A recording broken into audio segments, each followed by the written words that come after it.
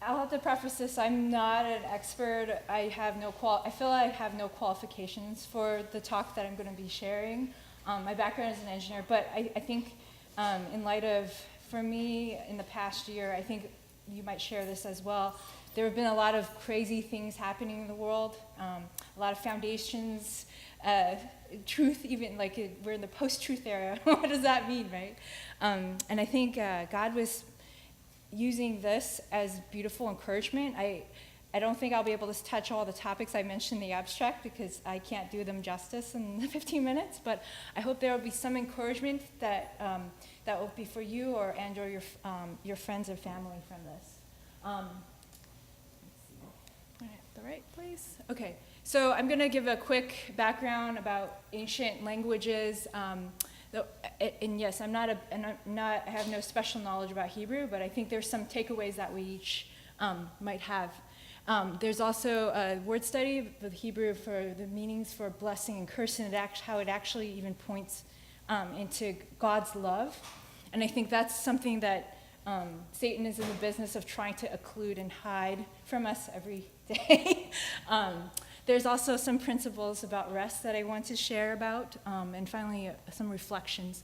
And I think I want to just highlight for this discussion and the ones that follow, I think for me it's been a lot of thinking about what is God's value and what does the world value say, and those tend to be in very much conflict. So just as a quick background, ancient languages, they have this tendency to be read from right to left as opposed to modern day English. You're often familiar with left to right. And also a lot of ancient languages, they tend to be based on pictograms and pictures. And it turns out Hebrew is not an exception to that. Each Hebrew letter actually has a pictogram associated with it. As you can see, for instance, Aleph, one of the first ones, is associated with an ox. So we'll kind of go and use some of that in a bit, and we'll delve into it. So when President Barack Obama, he went to Israel, he had said his name meant blessing, which I think is, actually it means to bless. It's the verb to bless. Blessing is barakah. And so if we take the actual breakdown of the letters, they tell us something really beautiful. So the first two letters are bet and resh. And bet, the first letter on the far right, is actually, it's a tent or a house. Resh is actually a head. So if you combine bet and resh together, that actually means the word sun. So Hebrew's all of consonants, so each of the letters is a consonant. So bar, like Simon Bar Jonah, or bar mitzvah, it's like sun, right? So S-O-N. So this one, kaf, is an interesting one. I remember hearing also even in the scriptures that the priests were asked to pour the oil in the shape of a kaf, but this kaf is actually like an open hand, either receiving or giving. It even looks like the Lego man's hand, right?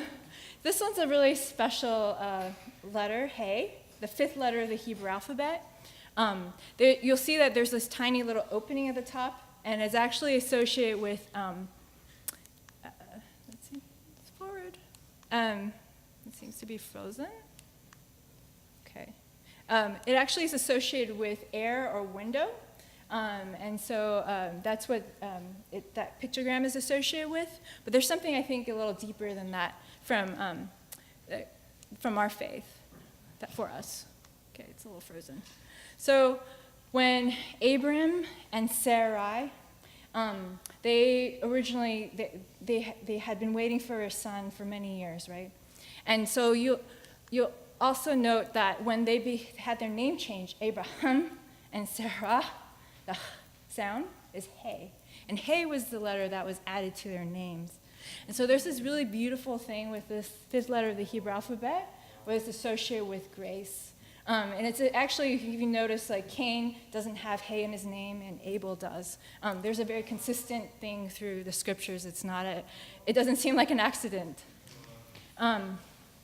So if we take that breakdown through that, it's something really beautiful. You can take it, one wonders if it means through the Son we receive or he gives us grace. And it's just something really beautiful and encouraging. And it doesn't end that. It turns out the Hebrew word for curse also tells about his love for us. So this is kalala. We'll kind of do the breakdown again. So the first letter, kaf, is actually even someone like kind of turn the back of their head. You kind of just see the back of their head. And the next one is lamet. Lamet is an interesting one. It's associated with learning. I think there's a Hebrew word lamed, which actually means to learn. There's also, I think, it's more used as a British term, goad, to goad someone. So if you remember when Saul, before he became Paul, he had things said to him. One was, Saul, Saul, why do you persecute me? And the other one was, Saul, Saul, why do you kick against the goads, right? And that was, we believe the voice was from Jesus saying that to him.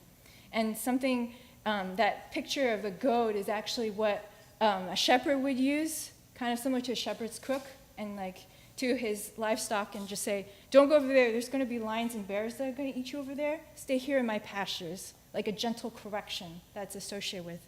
So actually that shape of that letter, it's more, it looks better in the other font, but it's associated with learning. And there's two of them, and I'll come back to that in a bit.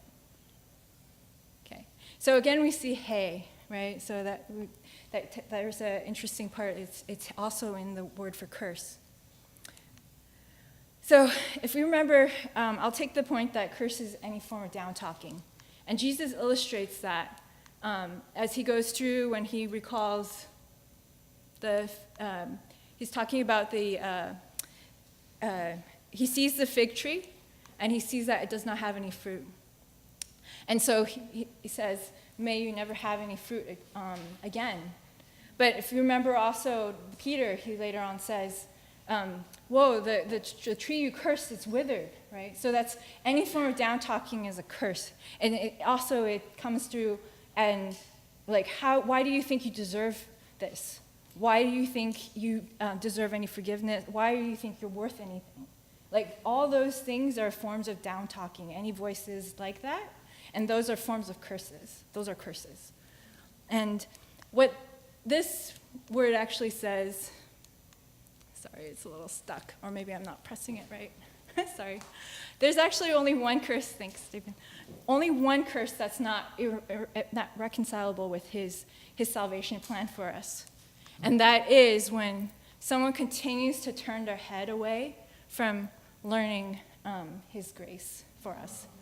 So I thought that was just like so beautiful when I heard that.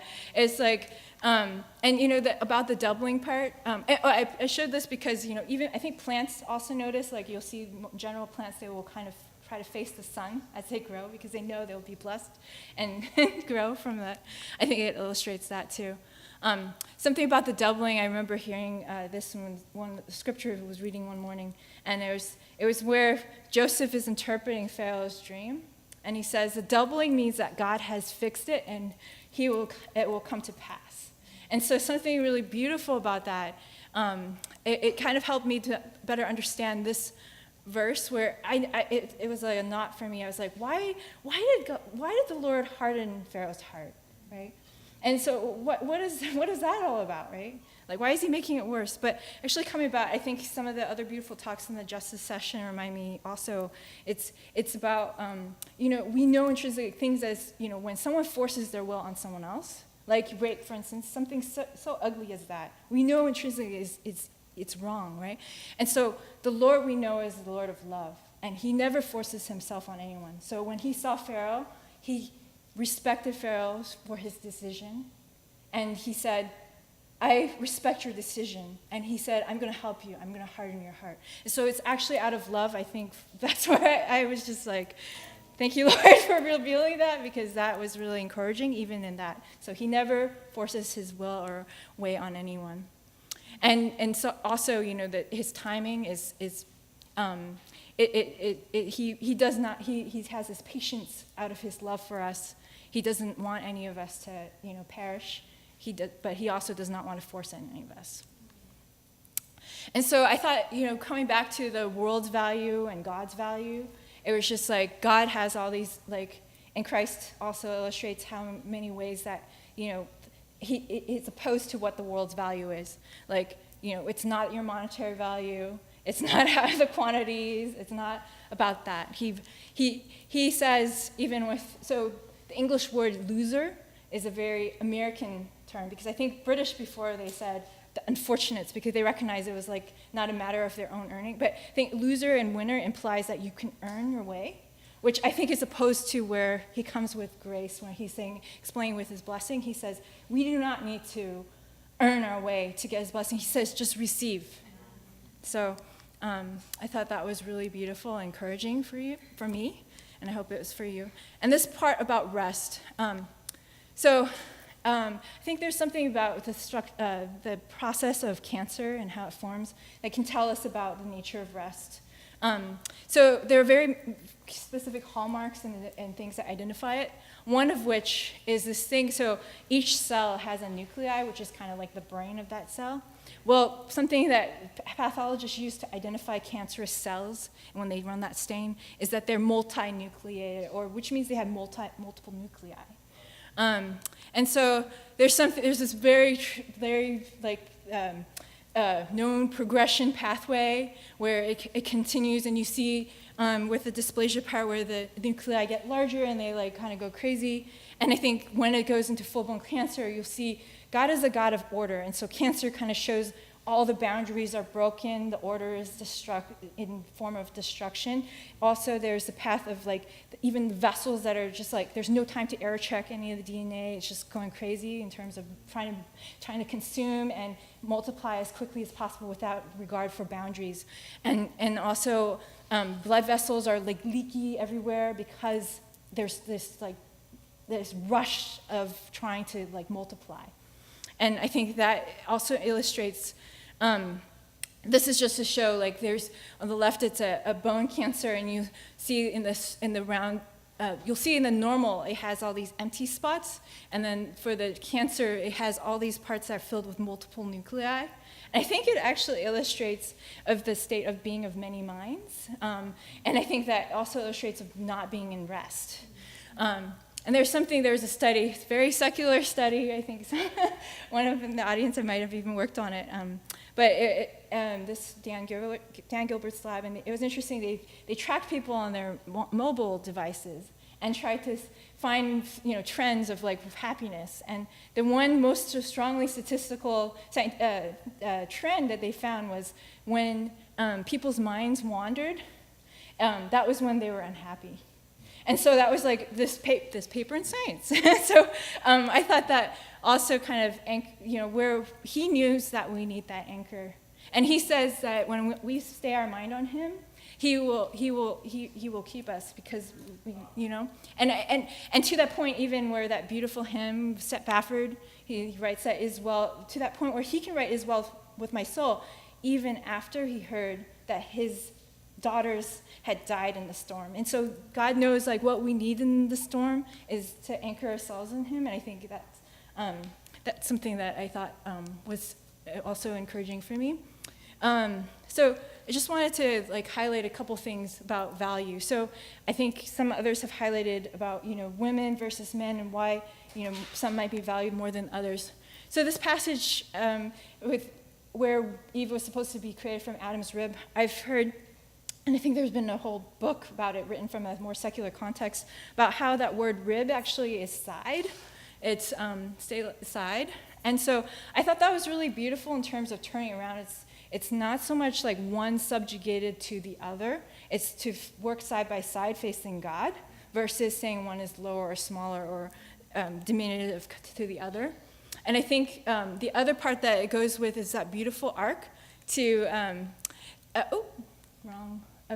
where Christ, when he's on the cross, and that part where there's a soldier that goes and pierces his side, and out comes that blood in the water.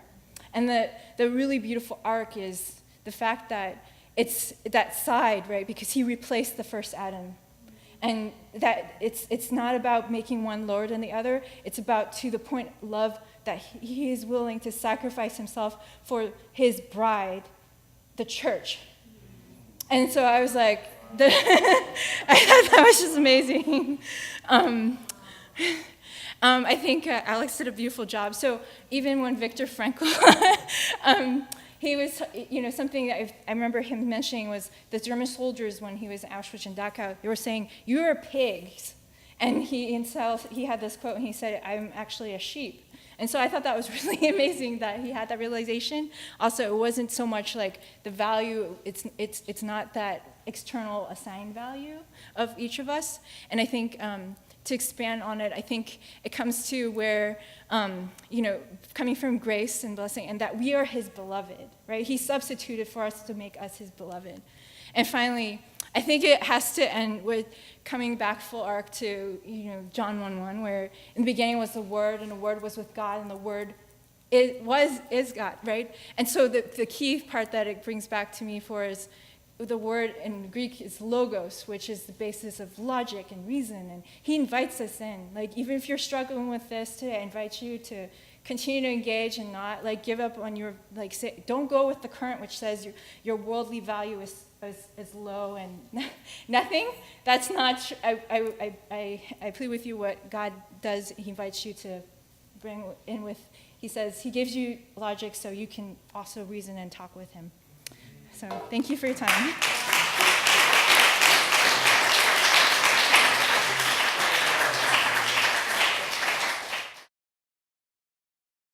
We Mass Media, media empowering community.